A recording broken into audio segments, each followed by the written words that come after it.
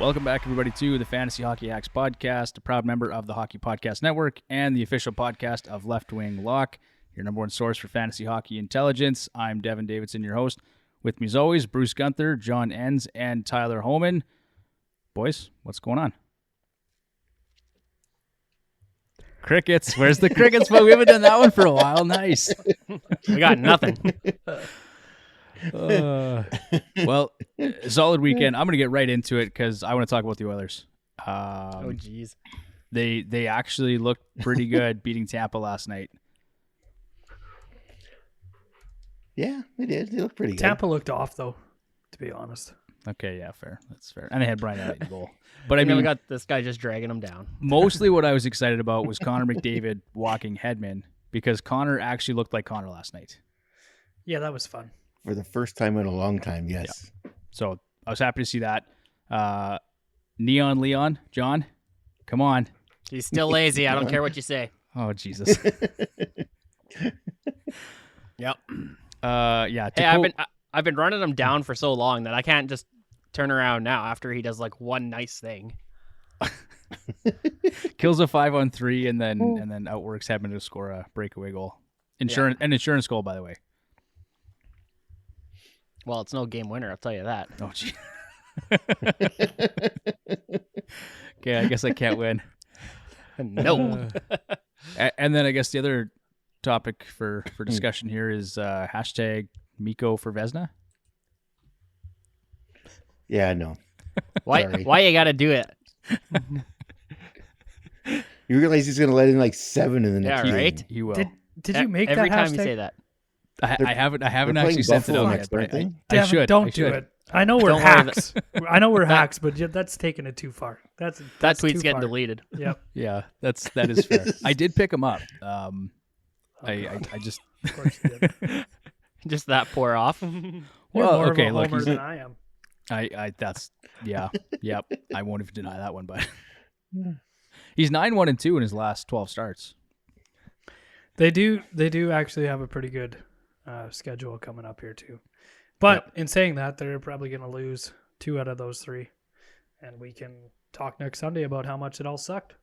Yep, and I'll be screaming about how we're going to trade Koskinen and get a new goaltender in there. I just like the stats. Maybe that- they could trade with the Leafs. Ooh. I had Buffalo There you go. today. Well, we'll get to that in a second. John, what were you talking about, stats? I was just gonna say I love the stats that say like Miku passed Cujo in Oilers wins in like what was it, like 40 less games or something stupid like that. I did see that, yep. That just proves my point from John's list, by the way, that Cujo was overrated. So You were right, John. You were right. No, absolutely. No, before you say that, take that back, Devin. Cujo played when there wasn't a salary cap, and Edmonton was terrible. They still suck, but they have McDavid and Draisaitl. We had like Mike Greer and Ethan Morrow at that time. Ethan Morrow. And Oh yeah. Sean Horkoff is your first line center. Oh, Yeah. maybe Ryan Smith in there too. So yeah. Don't start, John. Don't even. And also another thing John, not With another the, thing. That is baloney. with the news of the McFarland jerseys coming back. Yes. I am so excited they can get rid of that stupid picture of Ryan Smith wearing it every time, and they can actually change it to a real hockey player. So, Connor Mack, I'm excited. You went Wow. there. You actually went there. I did go there. You know what? I missed Tyler last week. So I should have taken this show off too. Well, I missed him last week, so I got to get my punches in while I can. So, Oh my god. He missed you. He was like, of the 3 of us, I think he was like, where's Tyler? I got no one to rip on. right? I'm so glad I'm back. Us too. Oh, boy. But in all seriousness, I am excited for the McFarland jerseys. I'm probably going to get a Draisaitl one just to piss off John. Oh, I'm gonna. I think I'll get my McDavid jersey then too. I'm gonna get a Ryan Smith one. Yeah, how about no?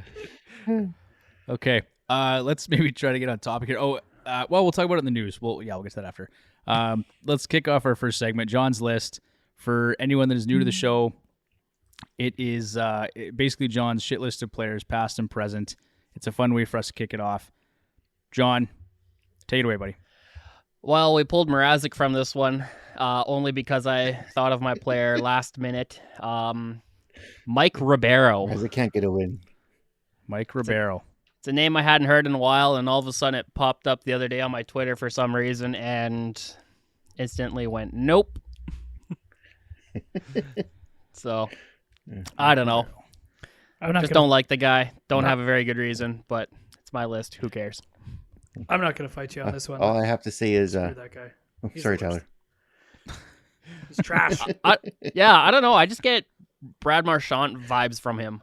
No. Like, he's way worse without than Marchand. being... I was going to say without being good at hockey, though. Yeah. Yeah. Marchand has some redeeming qualities, at least. Yeah. Like, he can maybe put the puck in the net or pass it off to a teammate. Yeah, speaking of Marchand, I want to know what he said to Clayton Keller yesterday. They're probably setting up a date for They had like after a the game. 30-second conversation while holding each other on the ice, so I'm really curious what that was all about. I love you, man. I love you, I too. don't think that's what was going on, Bruce. Probably He's not, going to but- go meet him out in the parking lot.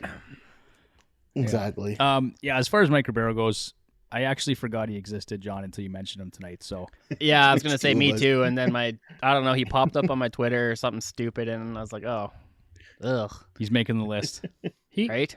He actually played over 1,000 games, which is crazy. Yep. I didn't know that. He did? He Almost did. Yeah, 800. he bounced around a bit at the end there too, hey, Tyler? Yeah, almost 1,000 or almost 800 points. 1,000 points. Jesus Christ, almost 800 points.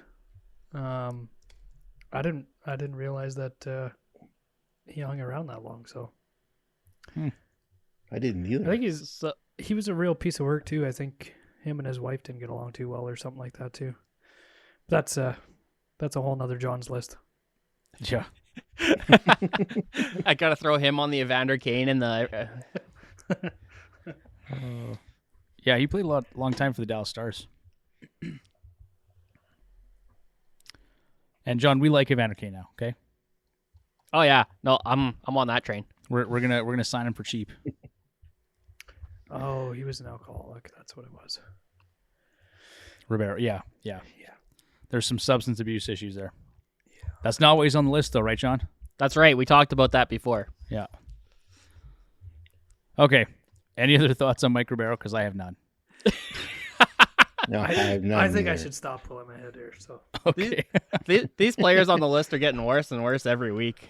Honorable mentions to Peter Mrazek, who has been just god awful since. Who was so bad he got pulled out of John's list and our waiver wire picks Yeah, for this week. yeah. Terrible. Trash. All right, with that, let's move on to our fantasy lock of the week for March 7th to the 13th, presented by Left Wing Lock. John, you like this? I went with Patrick Keane. Oh, there's my boy. 10 points, 1 goal, 2 game winners, power play point, 8 shots on goal, over 22 minutes, average time on ice in 3 games played. Kane's on pace again for 98 points this season and posted 21 points and 7 goals in his last 9 games. He's been on fire. Every year he just finds a way to be great. Yeah, and this is why when people were asking a few weeks ago, what do I do with Patrick Kane, right? Maybe it was a month or two ago, but it was like, you just keep him. The guy is automatic. He'll put up almost 4 shots a game, and he's going to get close to 100 points or play on pace for almost 100 points every year. You don't worry about who he plays with. Just hold him and don't worry about it. what's his ish? Oh, boy. Good question. While you were gone, we came up with another T-shirt idea. It's going to be Holy-ish. Holy ish, yeah. No, that's Holy-ish good. is a good one, right? That's good. Yeah. Let's. I'll pull up It's his, gotta have John's face on it though.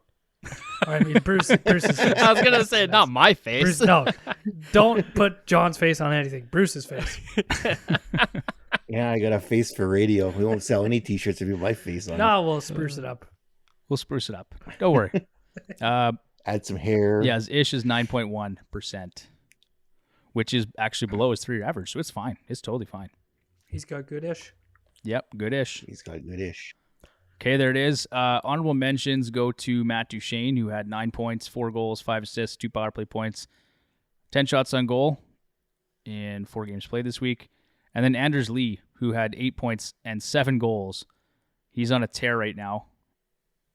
Looks more like his old 40-goal self.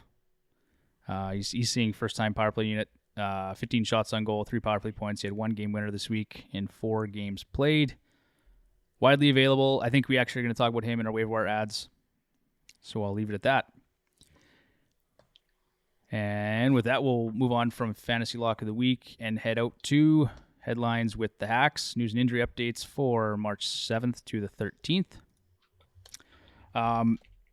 For anyone that follows us on Twitter, I did send out a tweet this morning about the playoff probabilities tool that Mike developed. I was curious what the others' chances were after beating Tampa last night. They did take a healthy bump, and so they're at around 64% now. Meanwhile, LA and Vegas are struggling. They've got injuries, and they're starting to dip. I was going to say, I'd like to see Vegas after today's loss. Go to Left Wing Lock and check it out, Bruce. I'll have to. Everyone should. Everyone should. It's a great tool.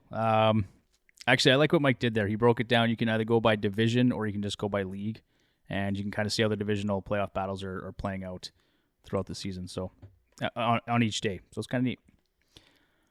But with that, let's get to the headlines. March 7th, Tyson Berry was placed on IR by the Edmonton Oilers. He did return. Was it 2 assists last night, Bruce? Yes, he pretty did. Good. Bouchard was ill earlier in the week, and now he's back as well. Jason Robertson, Nick Schmaltz, and Igor Shesterkin were your NHL's 3 stars for the week ending March 6th. Jason Robertson had 7 goals in 3 games. Nick Schmaltz had 8, 3 goals in 8 points, 3 goals in 3 games played. And Igor Shesterkin was a perfect 3-0-0 with a 1.67 GAA and a 955 save percentage. And he promptly shit the bed this week. Yeah, he had 1. Was it 1 rough start? I think he had 2, didn't he? I think it was 2, actually. I should know that I have him, but Likewise. he's kind of just automatic. You just put him in your lineup, and then whatever happens, happens. He's allowed a couple stinkers, honestly. Jonas Korpisalo was activated from IR on Monday. Jeff Petrie was considered day-to-day with an upper body injury.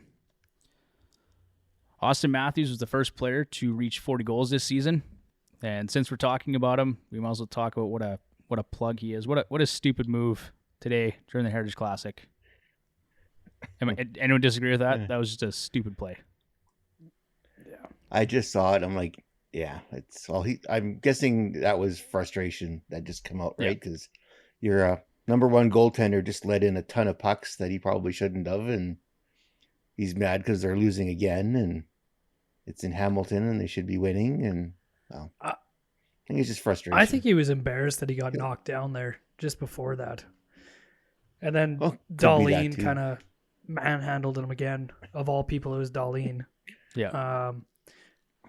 I'm all for cross-checking somebody, but maybe not in the chin.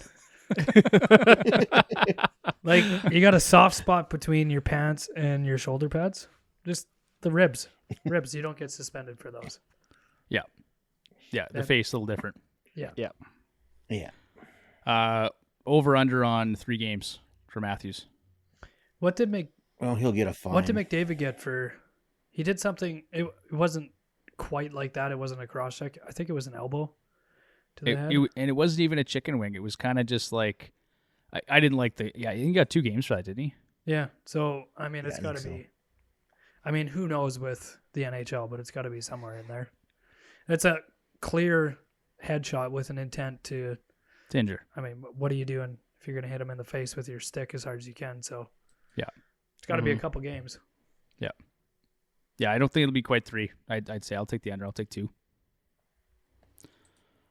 Okay, Yeah, I just wanted to mention it. I thought it was stupid. Yeah, you never know with the league what they're going to do either. So Well, and it's the Leafs and it's Matthews, and they're probably come up with some excuse to just give him a fine, like you said, Bruce. Yeah, he'll get a fine. I think you should get a fine for that stupid mustache Agreed. and a suspension. That thing is horrible. Awful. Maybe they should make him shave it. That'll be his penalty. I'm all for it. I would vote for that. It would improve the image of the league worldwide, I think. If we It did. certainly would. Right? Okay, we've spent enough time talking about Matthews and his mustache, so let's move on to Kale McCarr, who extended his point streak to 12 games, 17 points, 1 goal. He's the first defenseman to reach 20 goals this season. I think his streak ended at 13 games, if I remember correctly. It's a hell of a streak from him. Jared McCann signed a 5-year extension with the Seattle Kraken. I don't know my notes here. Was it 5.5? Yeah. 5, I believe. Actually, it was. I'm just gonna pull up his numbers here too, because he's been good this year for Seattle. Yeah, his ish has been off the charts, really. It's 5 times 5, I believe. It's been a little high, but 23 goals in 53 games. Not bad. Pretty good, I'd say. Yeah, 5 million even. Lots of opportunity there for him too. So, yeah. Jakub Varana told the media that he would make his return to the lineup on Tuesday versus the Coyotes. He's now got, is it three goals in his first 3 goals in 3 games. So he's up to basically a point per game, 13 points in 13 games for Detroit since coming over in that trade. And he was the fastest Red Wing to reach 10 goals in franchise history. Only took him 13 games to do so. It took Steve Yzerman 15. Trash. So, anyway, Varana's been really good, and he's still widely available on the waiver wire, so take a look at Jakub Varana. If you were a Landeskog owner, like myself. Anton Lundell was listed as day-to-day, not expected to be long-term. Nico Hischier was listed day-to-day with a lower body injury. Aaron Ekblad hit 50 points for the first time in his career, became the 5th defenseman this season to reach that milestone. Kale Mccarr scored his 21st goal this season, the most by a defenseman since Brent Burns, who had 29 in 2016-2017. With 4 points and 2 goals against the Detroit Red Wings, Nick Schmaltz is up to 11 points in just 2 games played. I have to go back and look, but that guy, he just keeps putting up points. I grabbed him in 2 different leagues, I think. Okay. Auston Matthews recorded his 3rd hat trick of the 2022 season, bringing his goal total to 43. He's on pace for 65 goals. I don't want to flatter him too much, but he's pretty good goal scorer. Pretty good. Not bad. Yeah. Carter Hart became the 3rd Philadelphia goaltender to record 47 saves or more in a single game. He made 48 saves in a 2-1 win over Vegas. He had a 1.0 GAA, a 979 save percentage, and a 327 GSAA.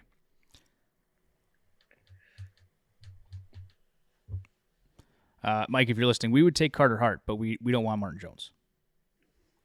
No. Not at all. it was a very Ben Scrivens-like performance. Yeah, us Oilers fans would know, wouldn't we? Oh, God.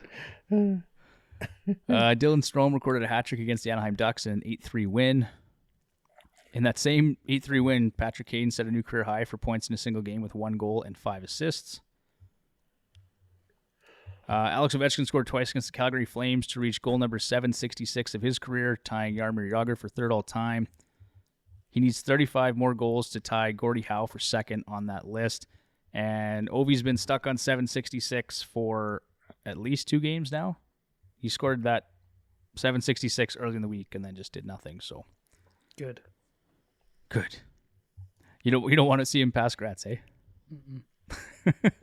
I mean, truthfully, as an Oilers fan, I don't either. But I don't want to see Putin pass Gretzky.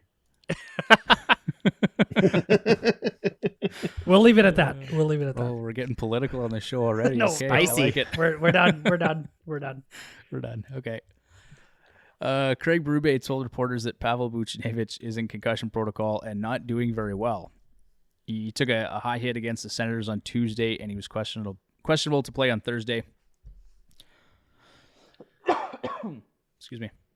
Victor Arvidsson considered week to week. He's been placed on IR now. The injuries are piling up for LA.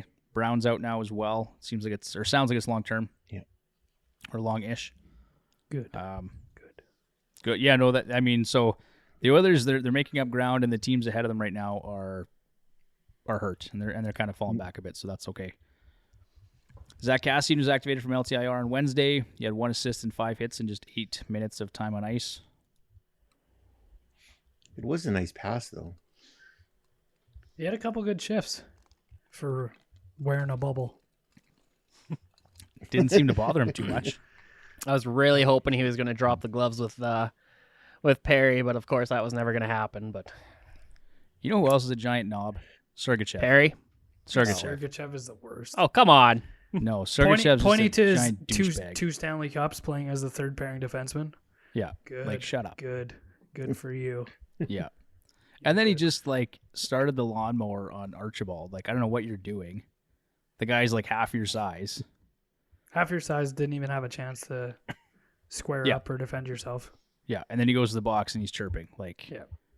He wasn't going to fight anybody else on the ice other than Archibald. And didn't even give him a chance to square up. tells you what kind of guy he is. Yeah. Complete douchebag. Yeah, I didn't like that either, but I don't like Archibald, so I don't know. Is this a political thing as well, or No, it's just the fact that he sucks, and I don't know why he's on the team. There's nobody else to play. yeah? Okay, we'll move on.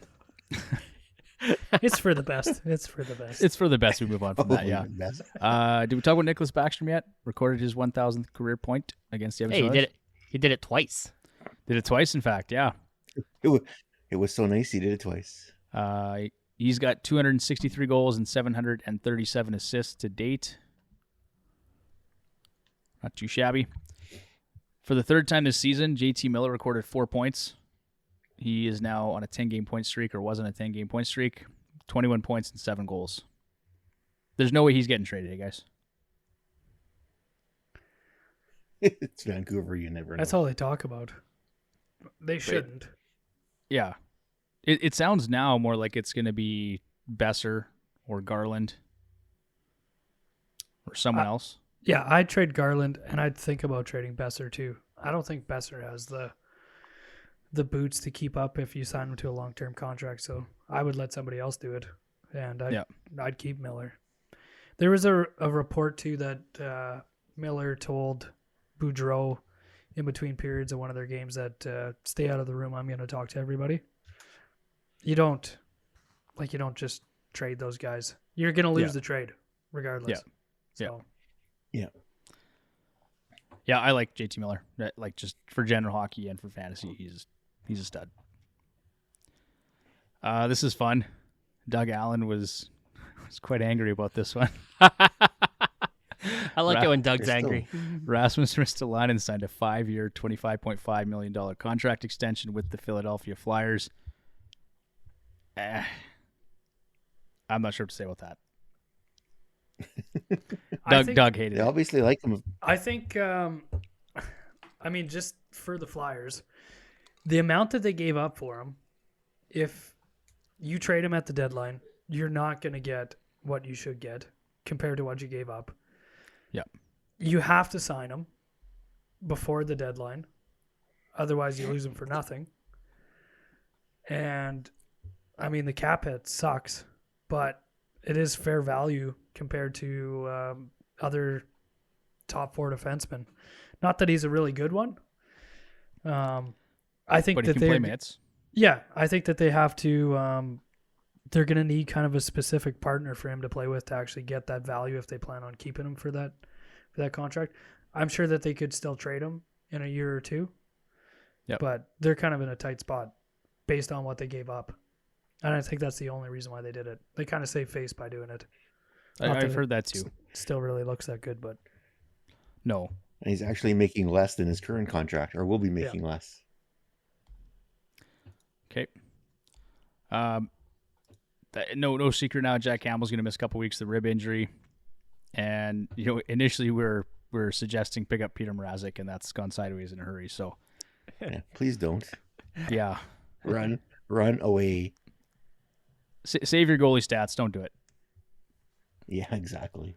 Robin Leonard was sent back to Vegas for testing related to a lower body injury. Again, we were suggesting, and I think he's still in there, as Laurent Brossoit as a waiver wire pickup, even just if based on volume. But Vegas is struggling right now, so and his numbers haven't been great. They are 4-8-1 or 4-9-1 since Eichel joined them. Yeah, I saw Nick Where is Alberga tweeted something about that. And then I saw someone else tweet It's the Eichel curse. Yeah. I mean, to be fair, they're missing some players. Missing a lot of Right? players. So I don't know why it's all on Eichel. The guy's been here for like 12 games. So yeah. Someone just wants to make headlines. According to head coach DJ Smith on Thursday, Matt Murray isn't close. He's dealing with an upper body injury, so naturally Anton Forsberg should be on fantasy managers' radars. Miro Heiskanen is out indefinitely with mono. He was placed on IR retroactive to March 2nd. Ryan Getzlaf was placed on IR on Thursday with lower body injury. Drew Doughty was listed as day-to-day on Thursday and did not play against the San Jose Sharks.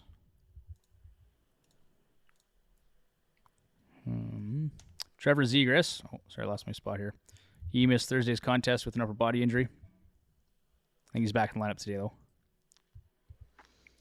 Yes. With 2 goals against the Wild, Jakub Vrana required the fewest. Oh, we talked about that already. Robbie Fabry suffered a lower body injury against the Wild, and it was reported Friday he's got a torn ACL, so he's out for the rest of the season. Good timing for Varana.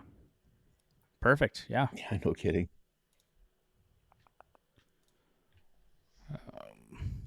4 assists against the Flyers on Thursday. Jonathan Huberdeau set a new franchise record for the most assists in a single season with 64, and at the time he was the NHL's point leader.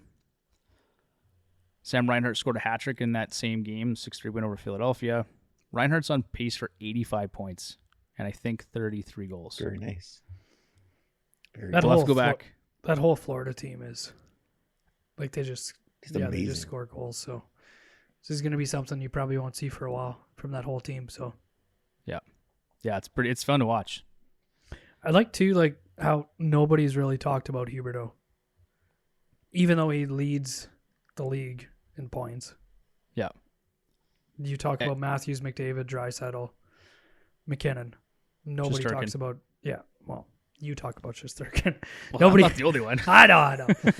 But nobody talks about Huberdeau though, and it's No. almost unfair that he's in Florida for everybody else. Well, and they have fans in the building. Like, they've been good, and because they're winning, they have fans in the building, but they're just not getting the same national recognition they should be, or at least he's not, right? Like, that he has to be the quietest MVP candidate in the last 20 years. Easy. Yeah. The Mike Trout of the NHL. Even then, people talked about Mike Trout, but I think they talked more about his contract than him as a player. Really. They do now, yeah. Yeah. Okay. Craig Anderson collected his 300th win against the Vegas Golden Knights on Thursday. He becomes the 39th goalie and 6th American to reach that milestone. Pretty good stuff from Craig Anderson. Like, obviously well past his prime, but for him to kind of come out of semi-retirement and play for Buffalo, and he's actually been serviceable for them, it's good to see. He's actually been really decent this year, surprisingly, given the contract and Buffalo itself. So he's actually been really good. He played well for him today, that's Yeah. for sure. Yeah. Speaking of Buffalo, we might as well talk about Jack Eichel's return. It didn't go well. Obviously, they Nope. lost 3-1. What'd you guys make of Eichel's comments? Perfect. I get it, Oh, and I like that more players are saying stuff like that, especially in the NHL, because that's more of an NBA thing to actually say what you think. Yeah. Yeah, Then I liked it. He turned heel. Yeah, I did. he did. Yeah, exactly. I liked it. He seemed pretty emotional to me. Like, he was fired up. Like, I liked it too. It was interesting. I didn't expect him to say much, but It's too bad the rest of his team didn't show up with him. nope. And it was funny because Tuck blew by him on that goal. So yeah, that was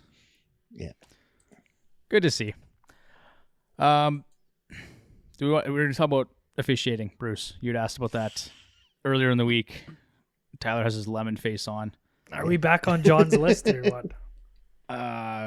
The officiating maybe, I don't know. This should be on the next John's list. John, Yikes. write that That- down.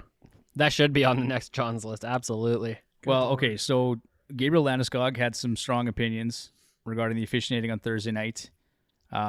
We saw what Ovi did to Hyman. Like that was the most egregious non-call I've probably ever seen in my life. And yes, I am a homer, I'll admit that, but that was brutal. Yeah, that doesn't even matter. That was almost worth 2 penalties.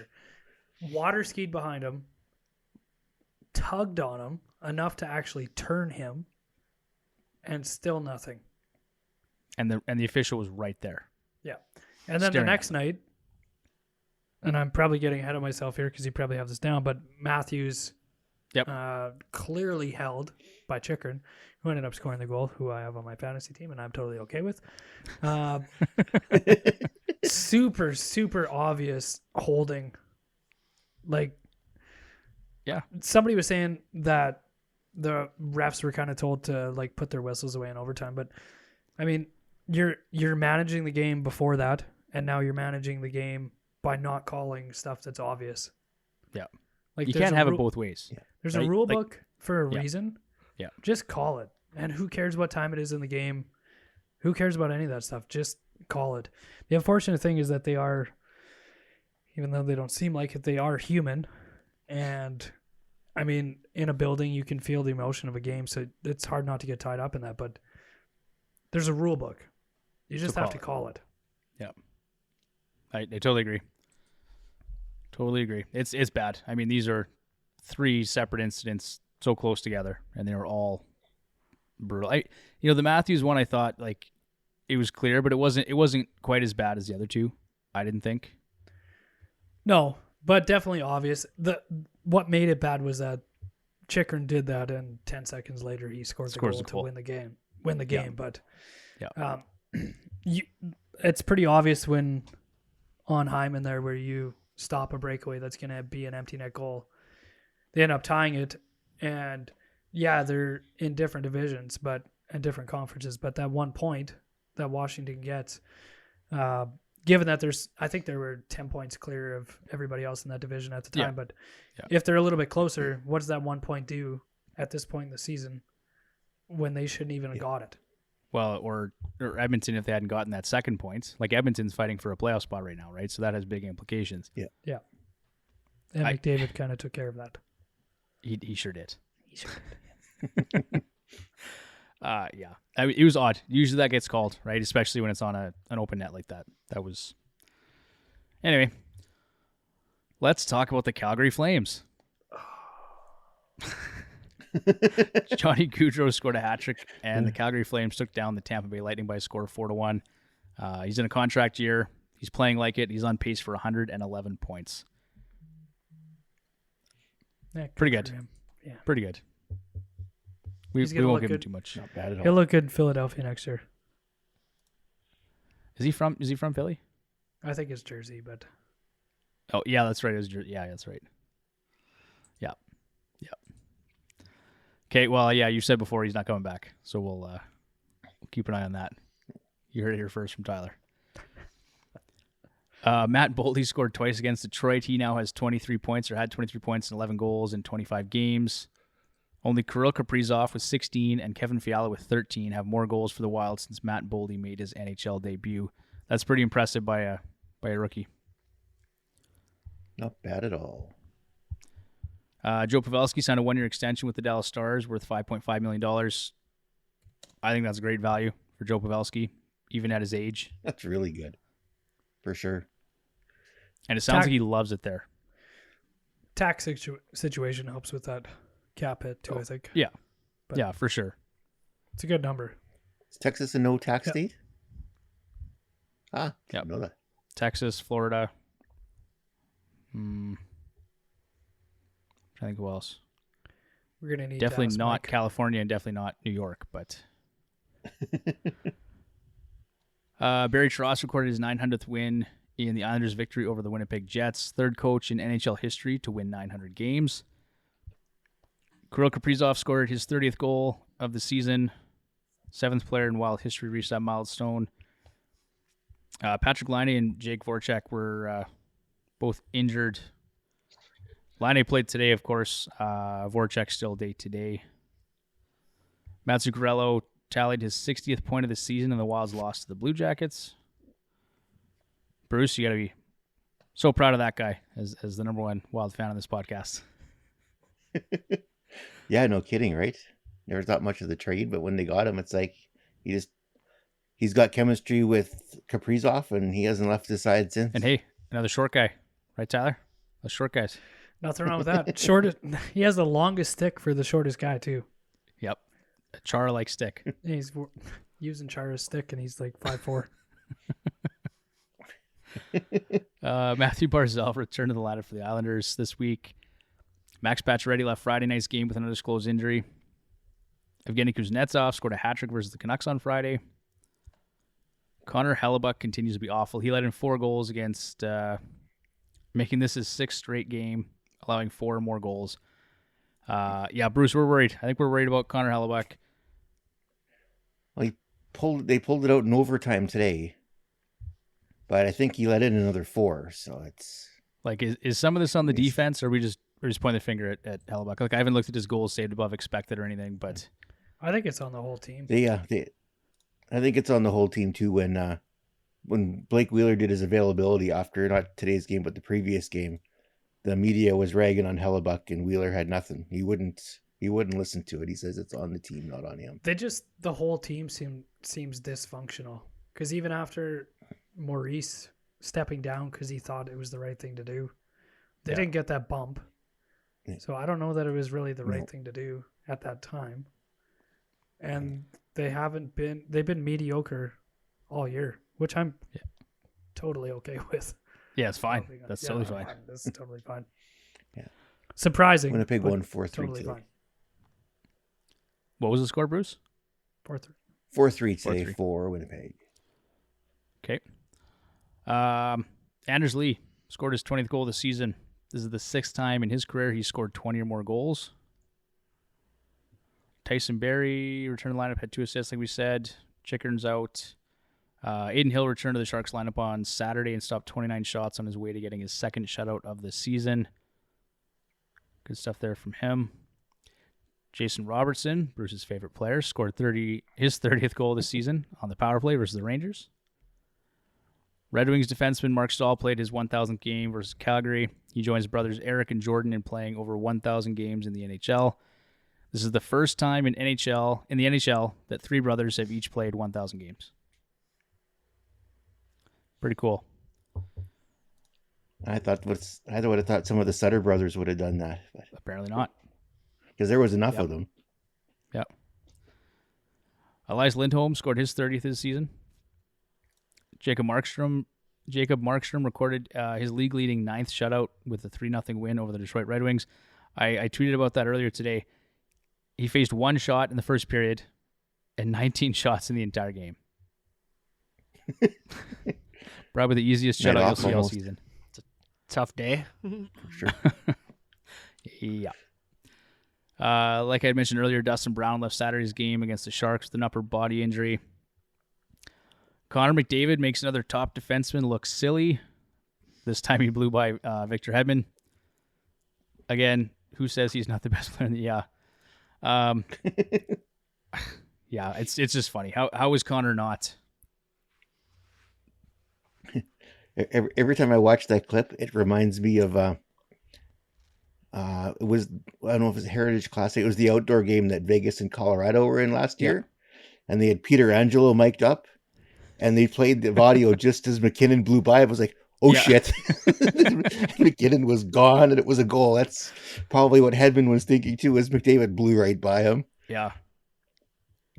Yeah, I was saying to Britt, I was like, that's one of the best defensemen, if not the best defenseman in the NHL, and Connor just walked them easily. Yeah, exactly. I liked his response. Did you hear what Connor said when they asked him about it? No. He goes, well, yeah, he goes, Hedman's a really good defenseman, but he said, I'm a pretty good player too, so. little modest. So I kind of like that little jab there. That was good. With the Bruins 3-2 win over Arizona, Jeremy Swayman now has a personal 8-game winning streak. Yes, Bruce, I am still loving that trade because Freddie Anderson came back yesterday and had a .966 save percentage. So Grant, I'm glad that you're pleased. I'm also pleased because I'm going to have the Nuge back in my lineup soon enough. I haven't checked how Hintz is doing, so I'll have to go back and evaluate that trade a little bit. But yeah, Swayman's looked really good. The thing for me, Bruce, on that trade is still that I think Freddie Anderson will get more volume unless they completely stop using Ullmark. Yeah, well, the way Ullmark's played lately, and Swayman has been playing, I don't know if Ullmark will see much. Swayman will have to falter before they're going to give Ullmark a look. It's kind of like Husso and Binnington in St. Louis. Yeah. Binnington is still losing and Husso's not. They got to just stop playing Binnington. Just stop it. Yeah. I think he's back to just getting the ends of the back-to-backs, and that's it. Bruce, you won't like this. Tyler Johnson left Saturday's game versus the Senators after getting hit in the head of the puck. And he's now in concussion protocol only 6 games after his return from neck surgery. Yeah, that was a little weird to see. Even more unfortunate was Conor Murphy being stretchered off the ice after a hit from Parker Kelly. He did not travel with the team after the game. He's going to be out 8 to 12 weeks with a back injury. You know, it was kind of, the hit looked harmless enough, honestly, but the way his neck was just limp, like when he went down, his neck just looked like a rubber chicken. It was like, holy shit. Well, usually when you make a hit like that, you see some pushback from the player, right? And it looked like Kelly actually held him up. And that was, yeah. And you could take a look at Kelly after. They showed Kelly on his way to the penalty box and then into the dressing room after, and he was quite shaken. So, yeah, I wonder if he heard something pop, right? Like I don't know. Yeah, I don't think he's talked to the media, but yeah, he was distraught. So hopefully Conor Murphy is hopefully he's okay. But absolutely.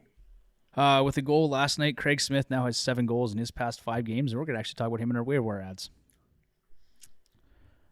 Trevor Zegras returned to the lineup for the Ducks for their game with the Devils. Drysdale was not in the lineup. The Wild's Marcus Foligno was fined $5,000 for kneeing Jacob Voracek. Looked like it hurt. I didn't see the play. I didn't either. But Foligno's a hard-nosed player. His leg got a little bit out there. Did it? Oh, yeah. Would you put him on the list for it? Well, I didn't like the guy to begin with, so maybe. Okay. Pavel Buchnevich missed Saturday's game versus Nashville with his concussion issues. The Blue Jackets released news today that Boone Jenner is out week to week with a lower body injury. He's currently the Blue Jackets leader in goals with 23 and points with 44. That's unfortunate for Columbus. I mean, they're not really in the playoff hunt here anyway, but that's not good news.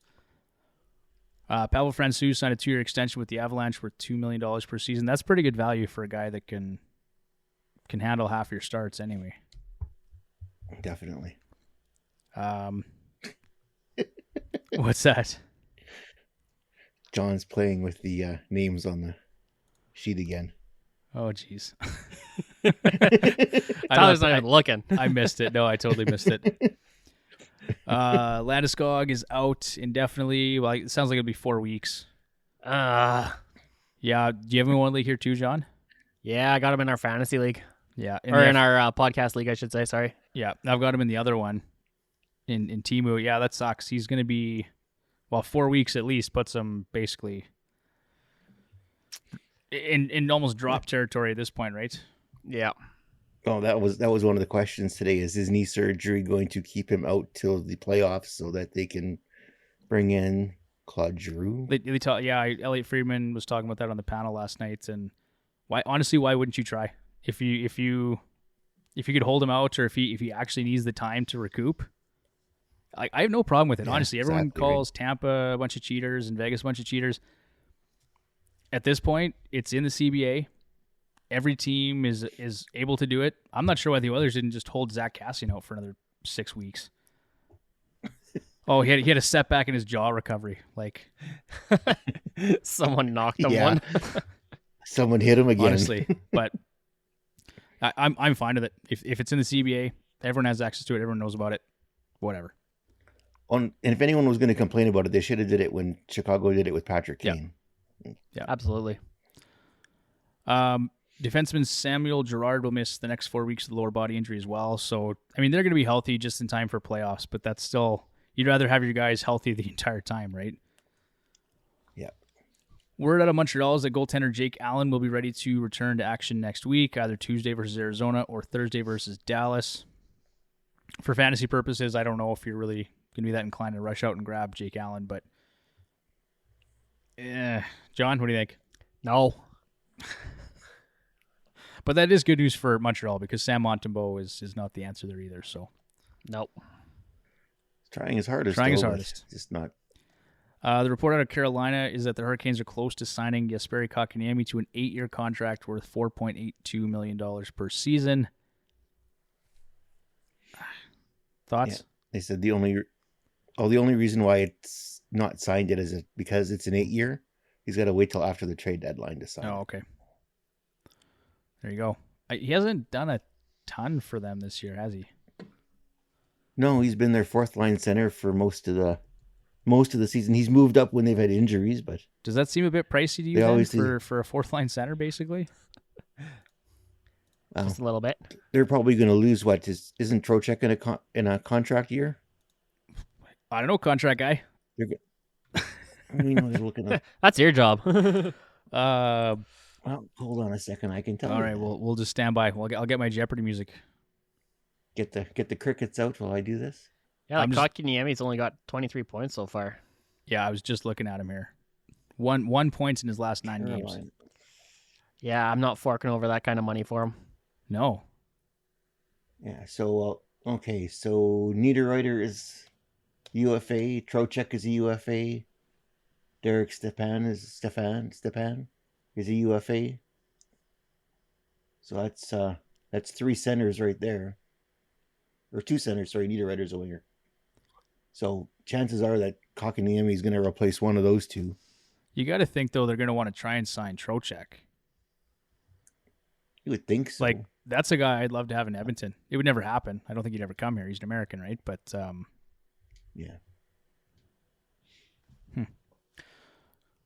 Okay. I don't know, but Jakub Chychrun is returning to Arizona, for an MRI on his lower body injury suffered Saturday. It sounded like they're optimistic it wasn't serious.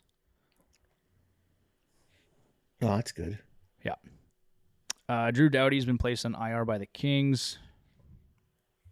This is for John.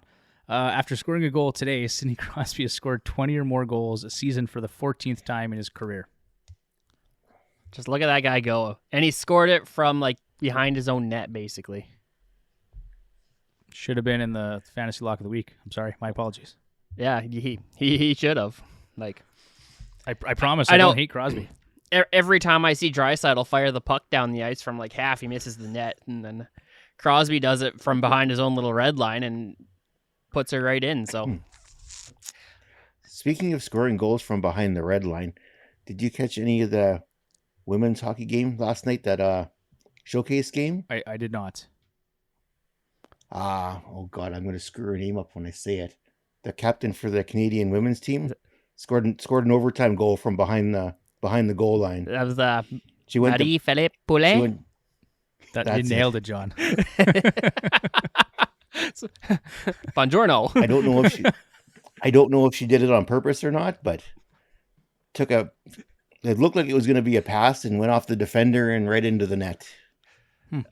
It just had to be that way because she's the one who scored the overtime goal in the Olympics. So Absolutely. Yeah, that was overtime too. Well, That's right. and speaking of Poulin, it sounds like she wants to play one more Olympic cycle.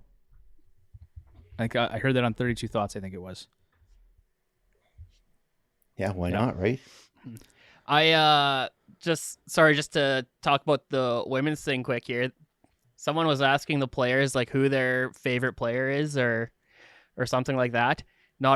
Or favorite women's player, and not a single person said Haley Wickenheiser.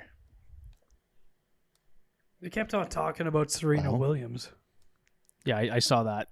Oh geez. A lot of Serena Williams talk. And Well, yeah, it was women's Yeah. athlete. Yeah, Yeah, they right. did say athlete. That is true. still, But everyone seems to be talking about Poulin now as opposed to Wickenheiser. Yeah. In terms of like greatest Canadian hockey player, women's hockey player. And she's scored some pretty clutch goals. I mean, they both have, right? But it's just recency bias, I guess, right? Oh yeah, absolutely. Like you ask any kid these days who the best hockey player ever was, and no one's going to say Gretzky. No, because they don't know who he is. They know he's got a record. That's just it. You offended Tyler. He's. Oh, they're gonna say Gretzky. Oh, they're gonna say Gretzky. If they don't, they're disowned. Which football player was it? The receiver for the Chiefs. Somebody asked him. Tyreek Hill? Yeah, it was Tyreek Hill. And he said, who is the most recognizable NHL player in your mind? And I think he said Ovechkin. He said really? it was Ovechkin or Crosby. And because really those guys had been the face of the league for a decade. For so long, right? But I found that interesting. Elias Patterson did not play tonight. He has an upper body injury considered day-to-day. Blue Jackets rookie Cole Sillinger scored a hat-trick tonight in that game against the Golden Knights. Robert Thomas did miss tonight's game due to COVID or non-COVID illness. He's almost a point a game. I was kind of ranting about him earlier on Twitter because he's only 30% rostered. Ton of assists. And lots of shifts. Yep. So many shifts too. So many shifts. He's a lot like Voracek this year too. So I think Voracek has like 4 goals and 40 assists or something like that. So well, Thomas has 12 or 13 goals even. Yeah. Oh, I forgot to add that there was a tweet from the Blues PR on some of Thomas's stats, and it was impressive. I forgot to include it in there. I don't think I can. Well, if you can find it, Bruce, we can always add it to the show notes later too. Yeah, I'll have to find it because it was impressive. Thanks for nothing, Bruce. Yeah, no kidding, eh? First week doing the headlines and I screwed up, eh?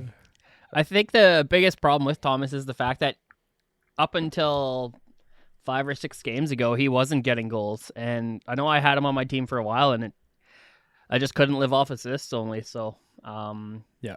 Because, out of those 12 goals, I think 5 or 6 of them came within the last 5 games. Well, he had that 4-point game a couple nights ago. And then he had 2 goals a game before that, and then it was like 2 games prior he had a goal, and then nothing for 7-8 games. And it's his shot volume because everyone hates that he only shoots 2 shots per game or less. But now again in his last couple of games he has 7 shots on goal. So if he can continue putting pucks on net, and he actually does okay in faceoffs too. Like he's getting nice deployment. He's just a player I think people should really take a look at.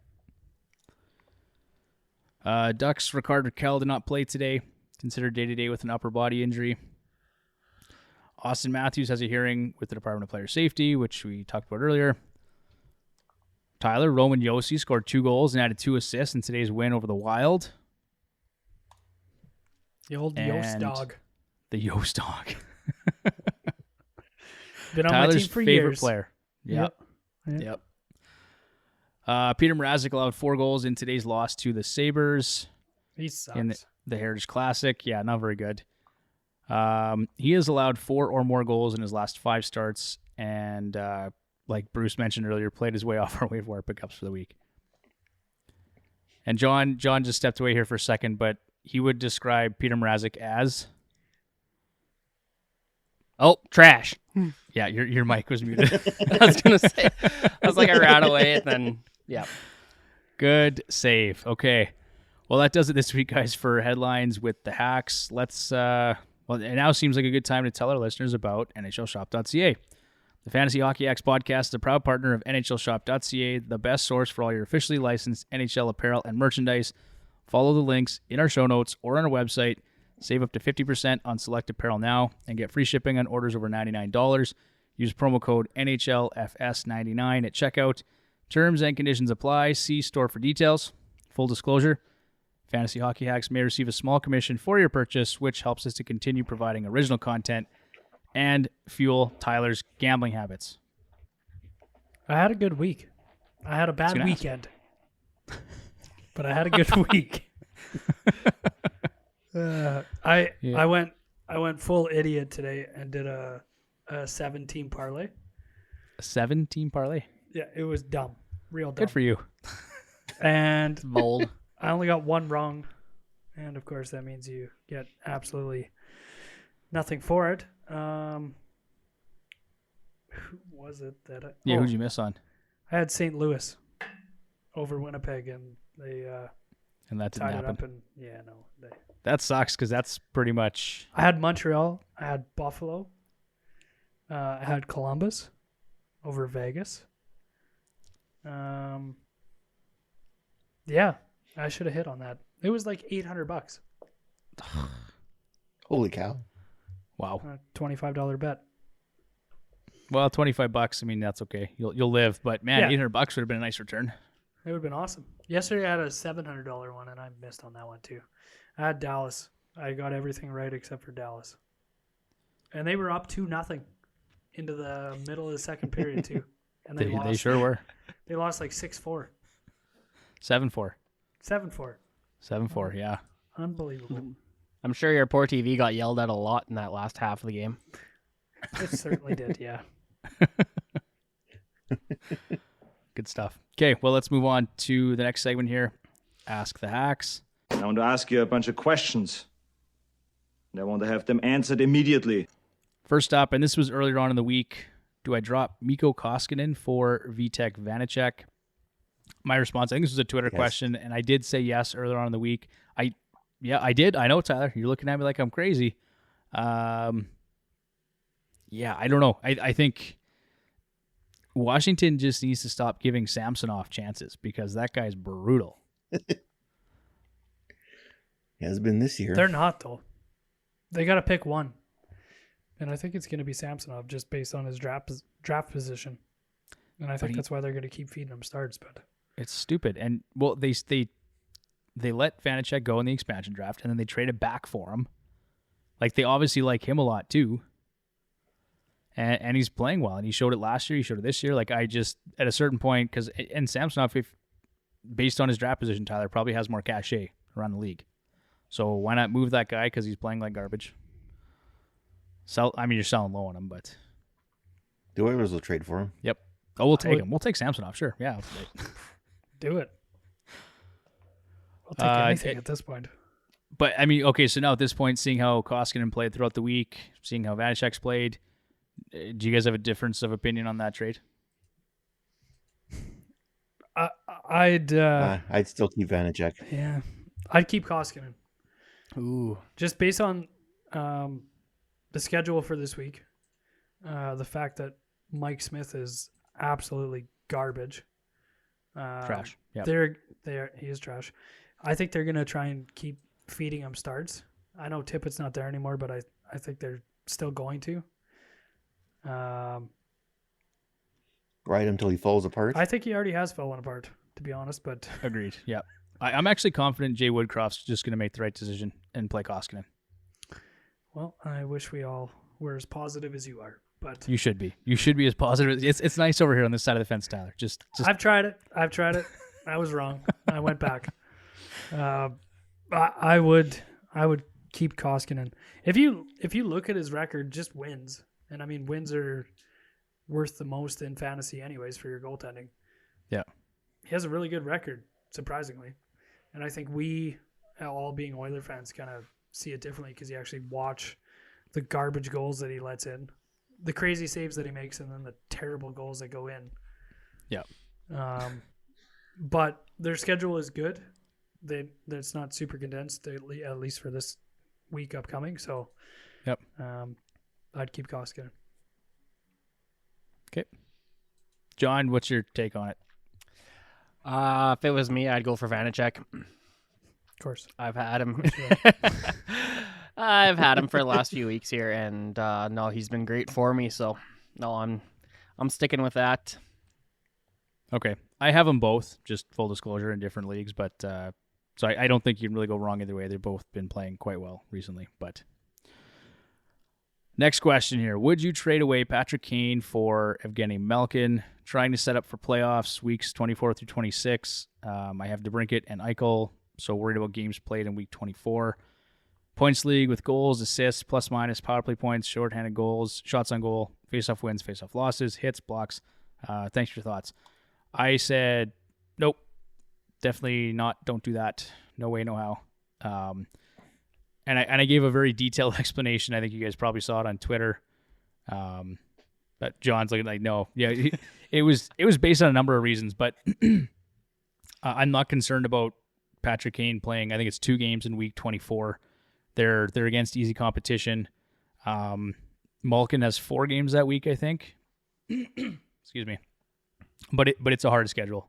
Like it was Carolina, and I think it was maybe Washington and Florida maybe. Like it was a tough stretch. So I just said, like, based on that and then the fact that I liked Kane better for a few different reasons, but I wouldn't make that move. But what do you guys think? There's no way I would trade Kane for Malkin. The other thing with Malkin too is his injury history. Yep.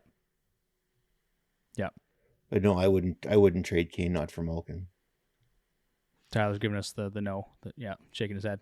And John, you're kind of the Malkin fanboy here, so what's your take on it? Well, see, I'm the Malkin and the Patty Kane fanboy, so yeah, there was almost a Malkin jersey here behind me, but I actually ended up buying a Kane jersey that day. But yeah, no, just as Bruce said, the injury history is what concerns me for Malkin. Like, he's going to put up points. He's a fantastic player, but something happens, he's out 2 weeks or he's out a week, and then but Patty Kane, he plays all the time and he puts up points all the time, and you just don't count him out. So I think too, if you already have DeBrincat, you can kind of stack that, and I'd be happy doing that, leaving it like that. Definitely. Yep, agreed. All right, next one here. Would you trade Alex Ovechkin for Brad Marchand and a first-round pick in a points league? Yeah. All day long. Absolutely. Yep. Basically, No question. 2 first-round picks for Ovechkin. Yeah. Well, and Marchand, I think when we look back in the summertime, he's been in the top 3 in terms of point production the past 3 seasons. He's been right there with McDavid and Draisaitl. So, yeah, no question. That is good value. Thoughts on David Perron versus Nick Suzuki for the rest of the season? Suzuki.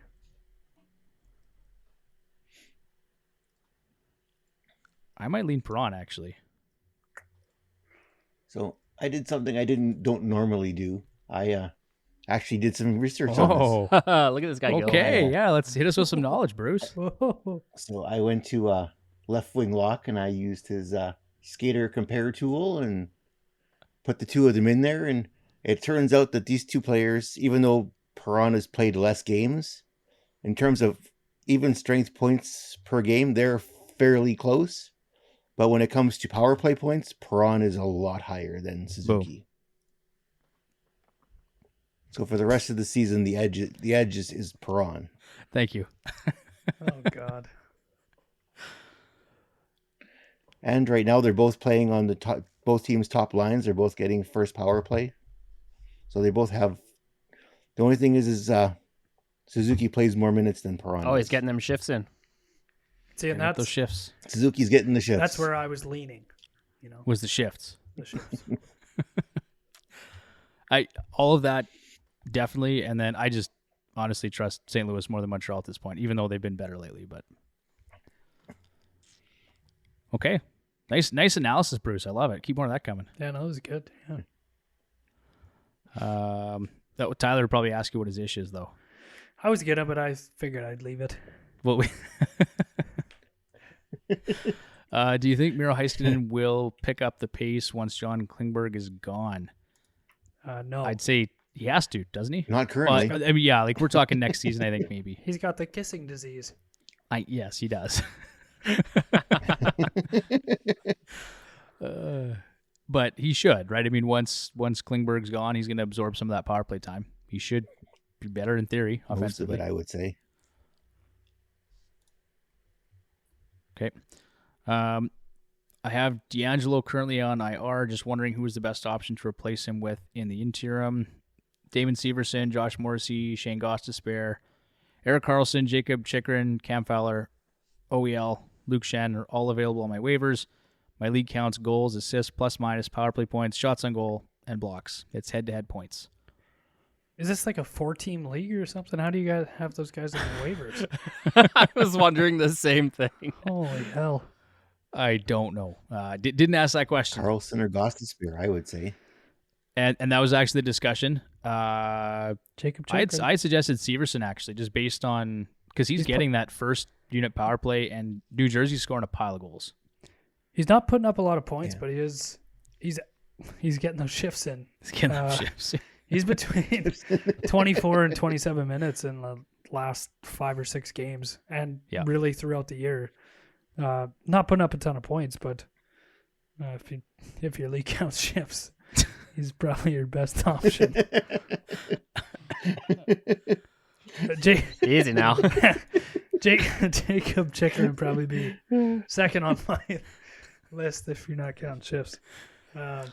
Even if you are counting shifts, actually, he's getting quite a few of them. So I know that he's hurt right now, but big second half. Chychrun's, I can't remember the number I threw out there. He's up to 10 points and 6 goals or something in his last 5 or 6 games. Like, he's been really good recently, injury aside. So Mike called it. Okay. I currently have John Gibson, Thatcher Demko, and a streaming spot for goaltenders. Would you recommend trading for a goalie ahead of the trade deadline? Goalies currently available on the waiver wire: Ilya Samsonov, Linus Ullmark, Pavel Francouz, Dan Vladar, Peter Mrazek, Spencer Knight, and Anton Forsberg. I had suggested picking up Anton Forsberg of those guys there, just as like a short-term, like just grab him right away, because Forsberg is going to be a nice option for your streaming spot. And then if you can trade Gibson, I'd probably look at doing that. And I suggested Hellebuyck is like a buy low candidate.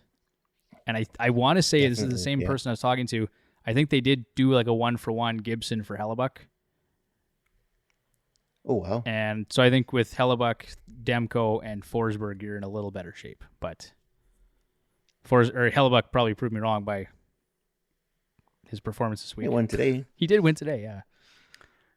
I know Vladar doesn't play that much, but when he does, he has quality starts too. And unfortunately, I absolutely hate to say it. Calgary keeps winning. It physically hurts you. I can see it. Oh, to the core. But Vladar, he's been a good option every game he started. So if you have a streaming spot, Vladar's a good person to pick up there. And Forsberg's actually been surprisingly really good too. He's been numbers. Yeah. Fantastic. And, like, my thing with him, he's in our waiver ads. He's not going to win you every game, but his peripherals on most nights are start worthy. Okay, last question here. Line for point. Who put this in here? What say you? It's nice to see that Tyler's reading my emails. Line for point. What say you? Thanks so much. Big fan. Great works. Love the show. First time caller, long time listener. P.S. John sucks. Suck it, John. Okay, bye. I say yes. This guy's mean. Oh, Great question. for point. Great question. Yeah, great question. Very, very well thought out. Yeah. Yeah. That's a toughie. It's a toughie. I personally wouldn't do it. I know I love Line, and I think that's where that's coming from, to be honest with you. I would say so, yeah. I think it's a start of a deal. I don't think it's the end of it, but I think it's a good start. It's a good start. Yeah. I mean, he's been good. But he's actually shooting the puck this year. He hasn't been himself, though, point-wise. Going in today, they had the identical point totals going into today. But Point is on pace for 77 points, and Liney's on pace for 86. And Liney is going to score more goals for you. Yeah. Like, I think the great equalizer, too, is shots on goal. So if you look at it that way, like 2.8 per game for Point. Liney shoots everything. He shoots everything, so. Yeah. He's at... that can't be right. He's only at 2.9 shots on goal per game. They don't all hit the net. He misses a lot. He misses a lot. Okay. Yeah, I don't know. Just the way Liney's playing right now would be tough. But you know what? Like, Point is great. He's been more of a postseason producer, though, too, is the other thing. Like, he really shows up for the playoffs. Regular season, I think you're probably fortunate if you get a point per game out of Point. John, you're nodding your head. Yeah, it's like... Yep. Okay. I got nothing else to say other than, I think regular season-wise, I'd almost go with Patrick Laine the way he's playing. I guess with Point, you know what you're getting. You're getting that roughly point per game, but you're not ever going to get anything higher than that, I don't think. Okay. And the power play goals, too. Like, Laine's going to kind of take that. You get a little bit more of a bump there, fantasy, for the power play goals. Hypothetically, Bruce. Hypothetically. I love that you guys like plan out your rosters on the show most weeks. Like, you guys are checking your phones or you're like making trade offers back and forth. This is a fantasy hockey show, so that's good. It's the only... But we are considering changing the name of the waiver wire targets to the guys that Devin have already picked up this week. Yeah, those are... I drink my own Kool-Aid, okay? What can I tell you? Oh, we know. We know. Yeah. The nice thing was today I didn't have to set my lineup because I was beating Bruce by bad enough that no chance he was coming back from it. So. Oh yeah, my team was ugly this week. It was just ugly. Since we're talking about that, let's. Are you crushing everyone this week again, John? No, actually, I think you might have more points than I do. I thought you were going to ask me, but you didn't. And are you crushing everyone? The answer is yes. I'm actually 7 points ahead of you right now. Not me. Are you talking podcast league or team league? I'm talking podcast league. Oh yeah, I'm beating Tyler. No, you're You not. are? Yep. Yeah. Oh, you're right, John. I am leading everyone. Okay, cool. That's good. Yeah. No, I had a bad day today, but whatever. Timu, are you crushing everyone in Timu though, Tyler? Yeah, obviously. I'm also beating Grant. Is that Bruce? Bruce, is that your brother? He's the commish. Of course he's winning. He rigged it. Oh, you rigged it. Lord. Oh, Lord. In the podcast league, Grant's the Maroons. Yeah, I'm kicking his ass. In case anybody was asking. So did he set his lineup this week? I don't know. I didn't check. I'm not sure if he did or not. I'm not sure if Grant noticed. That's fine. Oh, he noticed. Did he? Noticed, yeah. He noticed.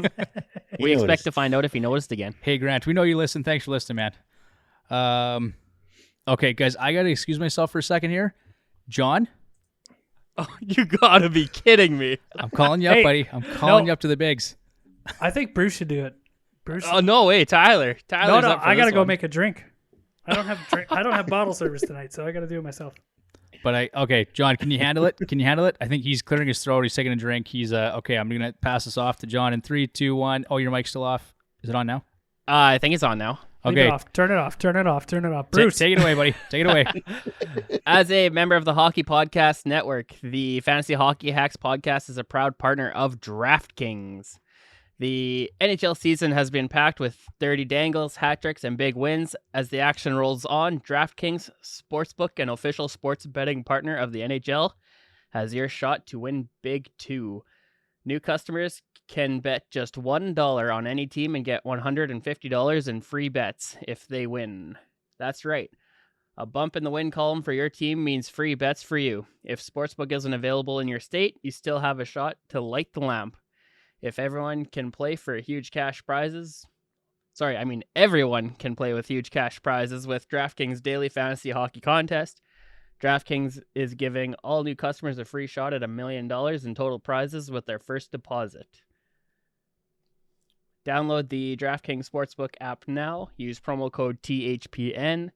Bet just $1 on any NHL team and get $150 in free bets if they win. That's promo code THPN at DraftKings Sportsbook, an official sports betting partner of the NHL. You have to be 21 plus. Restrictions apply. See show notes for details. If you or someone you know has a gambling problem, crisis counseling and referral services can be accessed by calling 1-800-GAMBLER. That is 1-800-426-2537 in Illinois, Indiana, Michigan, New Jersey, Pennsylvania, West Virginia, Wyoming. 1-800-NEXT-STEP in Arizona. 1-800-522-4700 for Colorado and New Hampshire. 888-789-7777. Visit ccpg.org/chat. In Connecticut, 1-800-BETS-OFF. In Iowa, 1-877-770-STOP. That is 7867. In LA, 877 -8 HOPE-NY/text HOPE-NY 467-369. New York. Visit opgr.org in Oregon. Call, text TN Redline 1-800-889-9789. Tennessee, or 1-888-532-3500 in Virginia. Must be 21 plus, 18 plus in New Hampshire and Wyoming. Physically present in Arizona, Colorado, Connecticut, Illinois, Indiana, Iowa, LA, Michigan, New Hampshire, New Jersey, New York, Oregon, Pennsylvania, Tennessee, Virginia, West Virginia, Wyoming only. Minimum $5 deposit required. Eligibility restrictions apply. See DraftKings.com/sportsbook for details. Holy crap. Somebody's got to talk to the lawyers that wrote that up. I apologize if I butchered any of that because I got no clue. They were billing by the word. By the way. I'm not going to lie. I am sweating over here. Like that. John, thank you. Thank you. I think that should be Bruce's segment, though. John has his list. Bruce should have his segment. Oh man, we have talked about this in the past. We want to give Bruce a segment. Bruce, we got to figure that out. I'm not sure. We had talked at one point a long time ago about Bruce's blunders, just like worst fantasy pickups of the week or something. But I haven't made any yet this season. No, if you don't make any blunders, we can't really talk about it. Maybe Peter Mrazek this weekend was a actually blunder, that would qualify for sure. That would qualify. You could just do Bruce's blunders and do that ad read too. Does that still count? Oh man, I'm glad I don't have to do that ad read because I know none of the state abbreviations, so I would butcher it so badly. That I'm not gonna lie. I'm hoping throw me out. I'm hoping they were all correct. Bruce, the people love it. So the people love it. Don't even worry. You Americans make life tough for me. Well, John, thank you. Special shout out to you two this week, Bruce and John. First, Bruce for doing headlines. I appreciate you doing that, and John for doing that ad read because that gave me some time to take a break and my Twitter game sucks though. We'll work. I threw you on the spot, so my bad. Yes, but my Twitter game. We'll talk about that after the show. Okay, we will talk about that. I goofed up. I think I tried sending a tweet like 6 times. Did you really? Absolutely, and it didn't work. Okay, we'll start that out. We got time.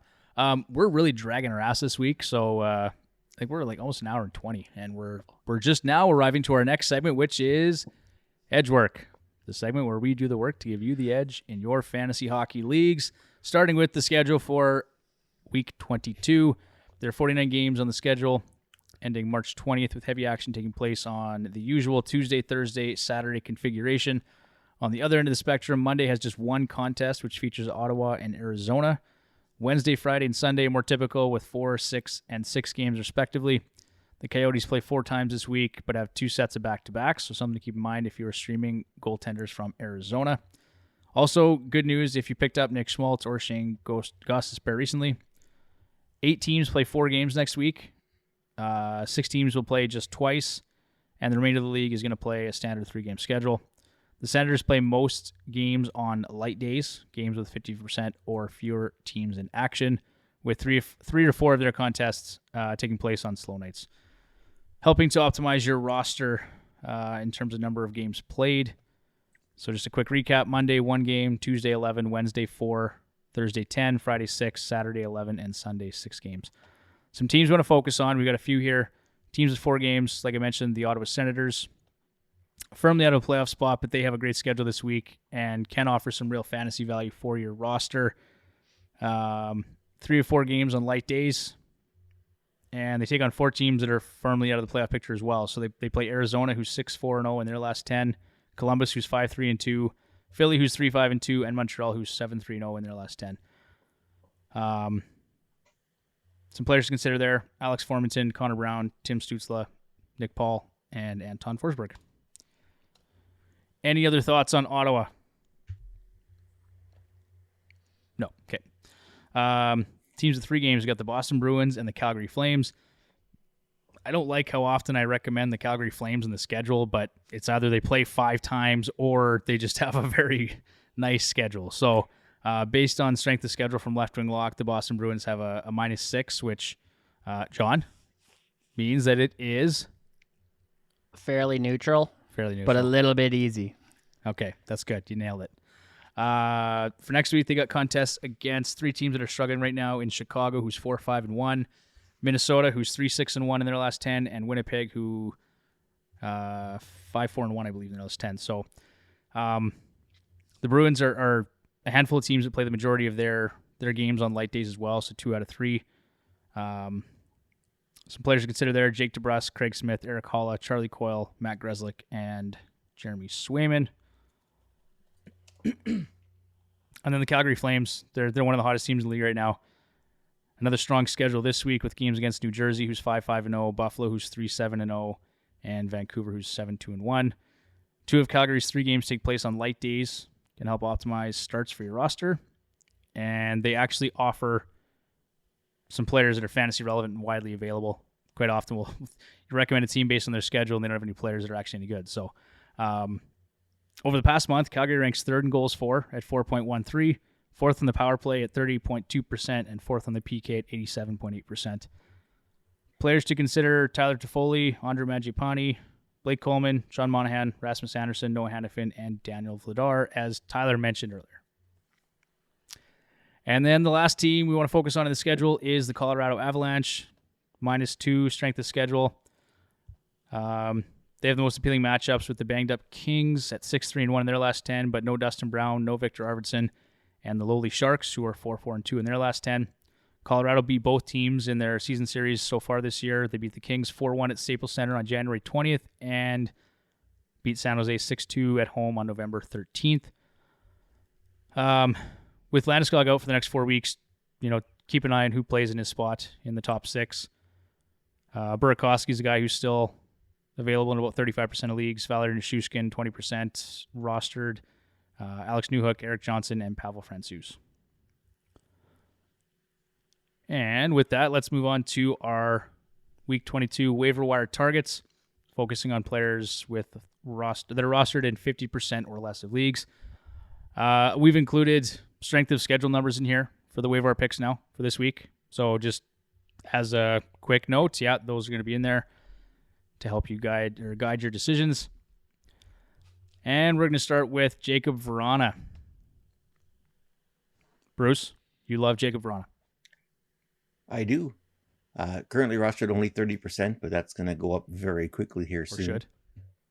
3 games this week against Edmonton, Vancouver, and Seattle. So strength of schedule is a -15.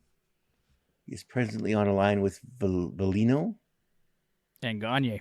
Gags. Gagne, power play 1 time. As it says here, he's been excellent over his short time with Detroit, posting 13 points, 10 goals, and 39 shots on goal in 13 games with Detroit. He's become the fastest player in Wings history to reach 10 goals, requiring just 13 games to do that. Stevie Y was the previous fastest player. Oh God, I butchered that. To reach 10 goals in 15 games. Bruce's blunder. Bruce's blunder. There we go. There it is. It just happens at random points during the podcast. Oh God. It says here the former Cap could be a big acquisition ahead of fantasy hockey playoffs. Well, especially if you're a Landeskog owner, that would be someone to target to pick up. Yeah, he's been impressive, and with Fabry going down with injury too, he should take on even a little bit more ice time offensively and on the power play. So, It still leaves a spot for Lucas Raymond. Yep. Yeah, no, so we like Varana. Good schedule. I'm surprised he wasn't playing with some, no offense to Veleno or Gagne, but say more prominent players. Probably just easing him into it. And it doesn't seem to matter anyway because he just keeps pumping goals in the net. Exactly. So give him a look. And still, to be 30% rostered at this point is kind of crazy. Next up is Craig Smith. This guy's been just a goal-scoring machine of late. And he's just 7% rostered. Excuse me. Playing with Frederick and Coyle, and he's getting power play 2-time. Bruce, I think we'd mentioned earlier, but he's got 11 points and 7 goals in his last 9 games played. Mm-hmm. Very nice. Not bad. Nice. So being able to put DeBrusk up on that top line and Smith on your third line, they've actually got some balance in the lineups now in Boston, which is kind of nice to see for them. And Tyler, because I know you're going to ask, his ish, 9.3%, is slightly below his 3-year average of 9.6. Nothing wrong with that. Nothing wrong with that. And they do have a somewhat favorable schedule. And like we said earlier, Boston plays 2 out of their 3 games are played on light days. So Craig Smith would be a nice addition for the upcoming week. And then Dylan Strome. John, love you some Dylan Strome. Yeah, no, I was super excited to see him on the waiver wire pickups. Roster 13% in Yahoo. He's got games against Boston, Minnesota, Winnipeg. A little bit of a tougher schedule, but playing on a line with Kane and DeBrincat and getting that power play 1 time. No, it's just good news there. He's also shooting career best 2 shots on goal a game and on pace for 56 points, 28 goals. His ish is at 17-2. A little bit higher than his 3-year average of 14-2. I wouldn't be concerned about his production there. It'll stay up. His even strength shooting percentage of 7.4. His Tevish. His Tevish, as we like to call it.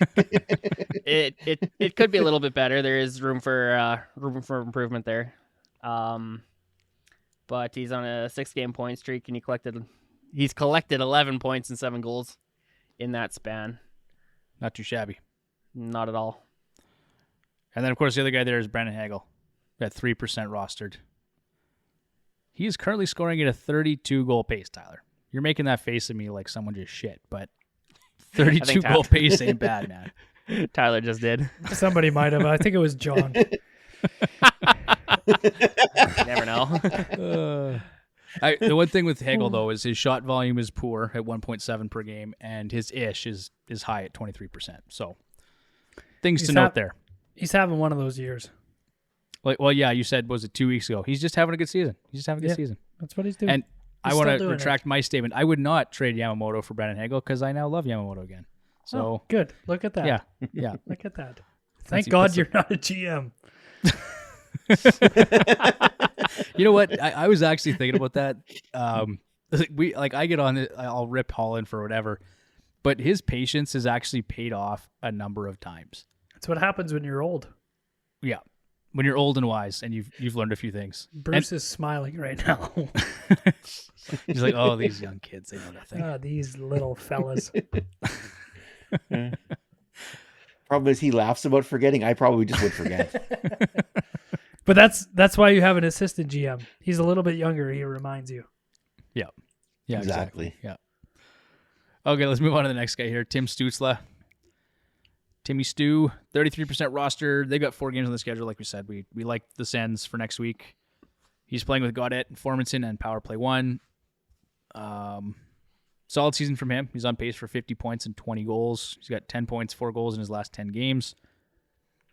Another guy to look at, I was surprised, Josh Norris, 44% rostered. I thought he was going to be higher, but apparently no one cares about Josh Norris. Being hurt probably is why that was so low. Yeah, but interesting because he's going to be locked in the top 6 with Tkachuk. Yep. He scores goals with his helmet and somebody else's.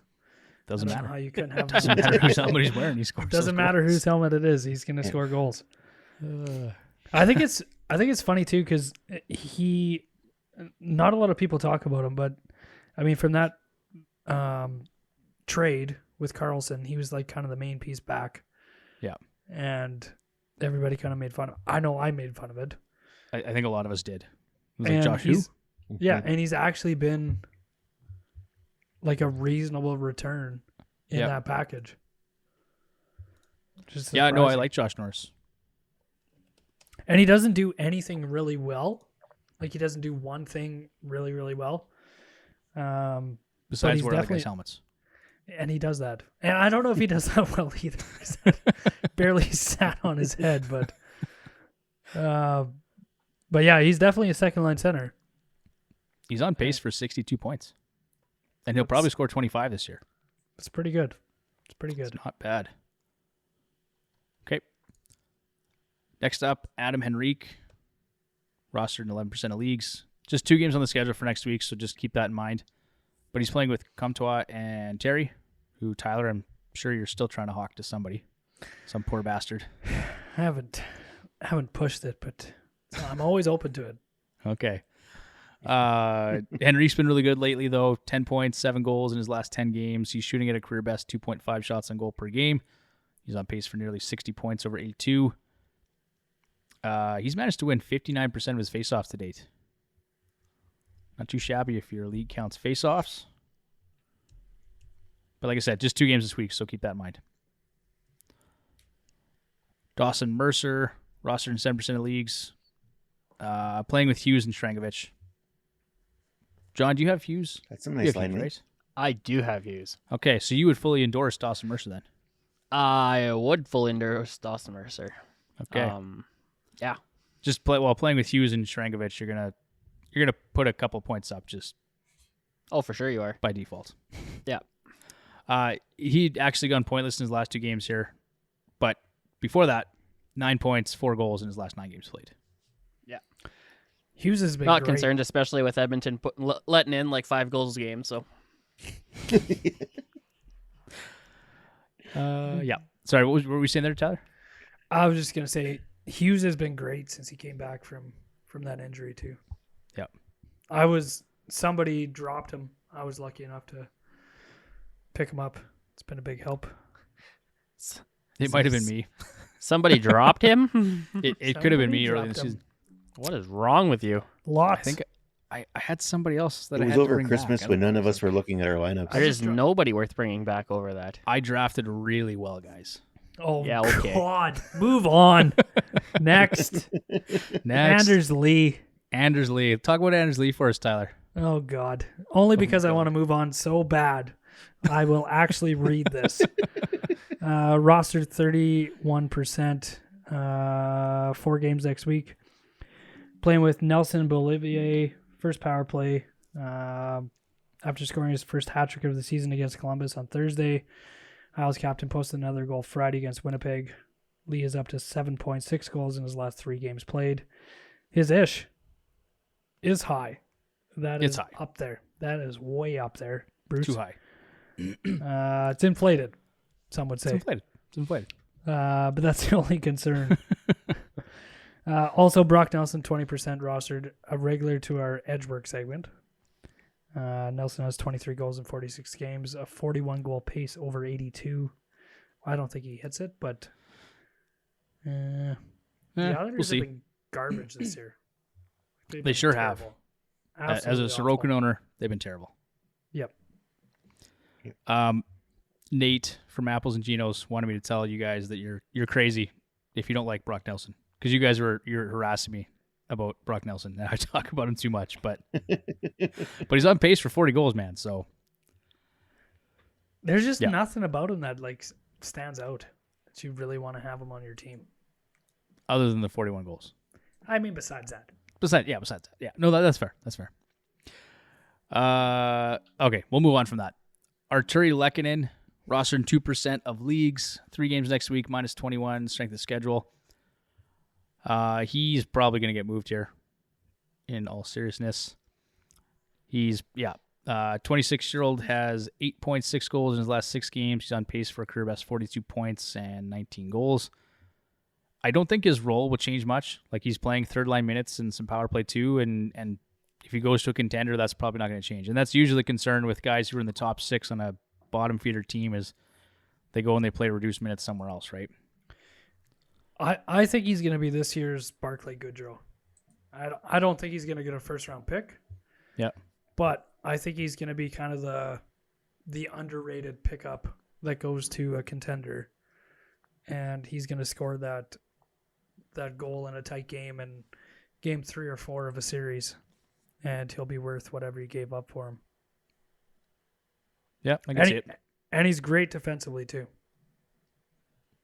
Yeah. Yeah, he's the kind of guy you want to pick up at the playoff or at the deadline. All right, let's move on to defenseman here. Got Josh Morrissey first, and this is a guy that we've talked about in the past. He's kind of... He's the guy you always want something more. Yeah, he leaves Tyler wanting more every time. But he is covering some categories nicely. He's grabbed the top power play role. He's got 72% power play share since February 1st.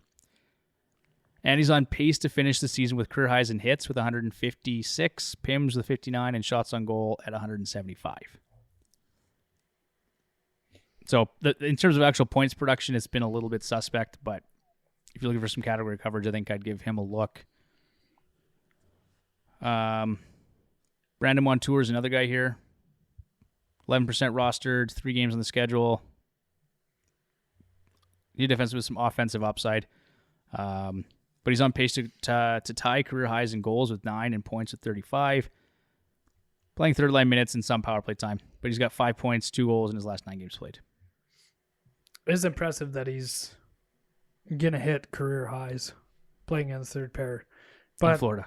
That just goes to show you, though, the entire team in Florida is kind of scoring above where you would expect them if Montour is putting up those points in a third pair. So especially in deep leagues, I take a look at him. Yeah. And then this one came up because of the kissing disease, as you put it, with Miro Heiskanen. You don't want it. Esa Lindell, 17% rostered, 4 games on the schedule for next week. He's paired with John Klingberg, and he's playing some time on Power Play 1. So they've actually been rolling out Klingberg and Esa Lindell on the Power Play together. Not in all instances, but more often than not with Heiskanen out. So that was kind of interesting to see. He's got 4 points, 1 goal in his last 3 games played, and he does contribute to hits, blocks, and shots on goal. I think he had a goal and an assist last night, if memory serves me correctly. And the other guy to look at, too, from the Stars is Ryan Suter, 22% rostered. He's got 6 points, 1 goal in his last 10 games. John, you're shaking your head at me, but... No, the only reason I'm shaking my head is because his last name's Suter, and I don't like anybody with the last name Suter. Okay, there's got to be a story here. There is. Care to expand? Yeah. Mr. Gary Suter cross-checking my man, Paul Kariya, in the face after he scored a goal, making him miss the 98 Olympics and... There really was a story. Ruining his life. That was nasty. So boo. Okay, fair enough. But yeah, he's okay. Well, yeah, he's playing 25 minutes a game. And they've been giving him more power play time than I expected. So. He is a lot like Josh Morrissey, though. Just a little Ryan bit Suter or Esa Lindell? Lindell. Sorry. Lindell. Yeah. Not Suter. Not Suter. They're not. Yeah, like Lindell will kind of disappear for a while. But I mean, if you're looking to fill a spot on your D for 4 games next week. Yeah. Yeah, especially with Heiskanen being out. But he is somebody that you kind of just always want a little bit more from. You always expect a little bit more. Okay. Let's talk about goaltenders. And this one was easier to recommend before he shit the bed against San Jose. That's Cal Peterson, 44% rostered. He'd actually started 8 of 11 games for the Kings, including a back-to-back on March 6th and 7th, and he won both games. His peripherals have been okay. They've been average. But he's getting the volume, and that's worth a look, I think, especially with the Kings if they do maintain their pace, but injuries will obviously play a part in that. And this is an interesting note. He has a higher goals saved above expected at 1.7 than Kaapo Kähkönen, Braden Holtby, Nico Dawes, Vitek Vanacek, Semyon Varlamov, and Jack Campbell. So some notable names there. Next up, Anton Forsberg, 35% roster. We talked about him a little bit earlier.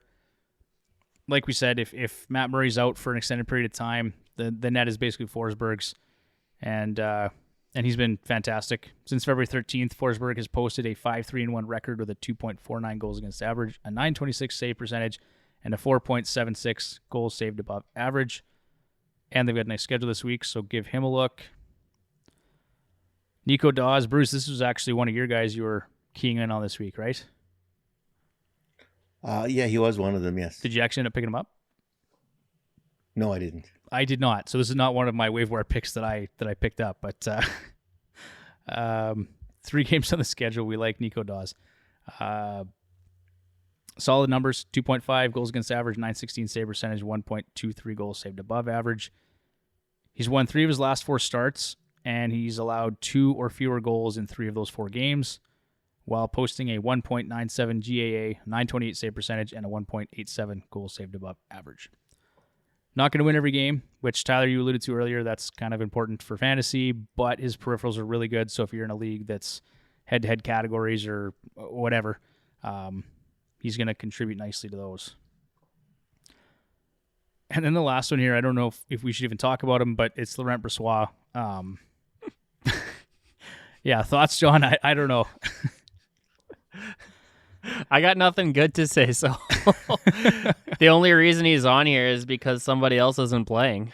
That's basically it. That was what happened. There's some word that Leonard might be done for the regular season.